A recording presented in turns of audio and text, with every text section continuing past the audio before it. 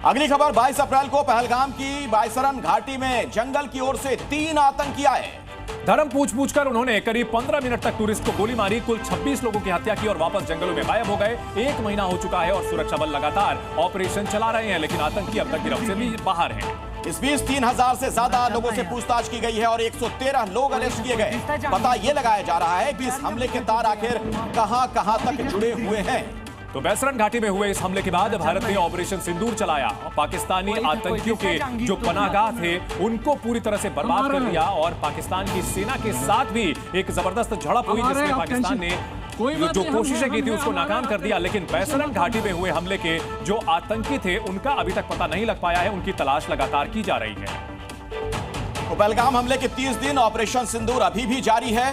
3000 लोगों से पूछताछ की गई है, कईयों को गिरफ्तार किया गया है। 113 संदिग्ध गिरफ्तार किए गए हैं, जिनसे सघन पूछताछ जारी है। लगातार ठिकाना बदल रहे हैं हमलावर। जानकारी देने वालों को इनाम के लिए भी ऐलान किया गया है। आतंकी अड्डों पर स्ट्राइक भी जारी है। ओवरग्राउंड वर्कर्स यानी जो आतंकियों के मददगार हैं उनको लेकर भी गंभीर सवाल हैं और उनके नेटवर्क पर भी बड़ा शिकंजा कसा जा रहा है। अलग अलग तस्वीरें आपको दिखा रहे हैं। ऑपरेशन सिंदूर भारत की ओर से साफ कर दिया गया है कि यह सिर्फ झांकी है। अगर भारत में कोई भी आतंकी हमला होता है तो फिर आतंक के ठिकाने वो कहीं भी हो उन्हें बर्बाद किया जाएगा। और ऐसे में बड़ा सवाल है कि वो हमलावर जिन्होंने पहलगाम में हमले को अंजाम दिया उन्हें आखिर कौन बचा रहा है। तो पहलगाम हमले के 30 दिन हो गए हैं। ऑपरेशन सिंदूर एक झांकी है, यानी आतंकियों के खिलाफ सख्त से सख्त कार्रवाई आगे भी होती रहेगी।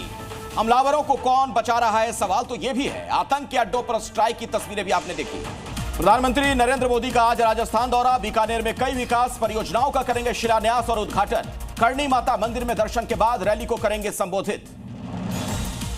दिल्ली एनसीआर में तेज आंधी तूफान ने मचाया कहर। खंभे और पेड़ गिरने से 3 लोगों की मौत। कई इलाकों में पेड़ गिरने से कारों को हुआ नुकसान। मेट्रो और ट्रैफिक पर भी पड़ा असर। नोएडा गाजियाबाद समेत यूपी में भी तूफान से भारी नुकसान। बलरामपुर में बिजली गिरने से 3 की मौत। गाजियाबाद में पेड़ गिरने से बाइक सवार की मौत। ग्रेटर नोएडा में कई इमारतों में उखड़ गए दरवाजे। तूफान की वजह से दिल्ली से श्रीनगर जा रही इंडिगो फ्लाइट की इमरजेंसी लैंडिंग टूट गया। विमान का अगला हिस्सा खौफ में आ गए। विमान में अंदर बैठे लोग। पायलट की समझदारी से टल गया बड़ा हादसा।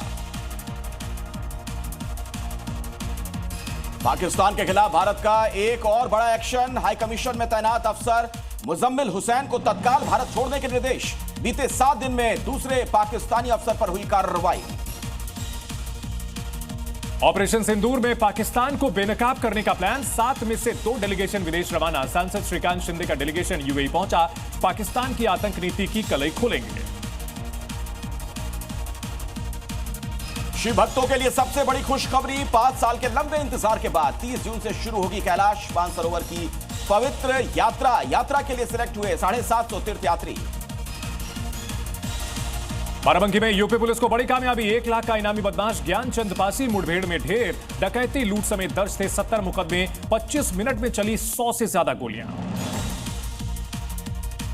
गैंगस्टर अर्श डल्ला के खिलाफ बड़ी कार्रवाई। पंजाब पुलिस ने अर्श डल्ला के 2 साथियों को फरीदकोट से गिरफ्तार कर लिया है। भारी मात्रा में बरामद हुए हथियार।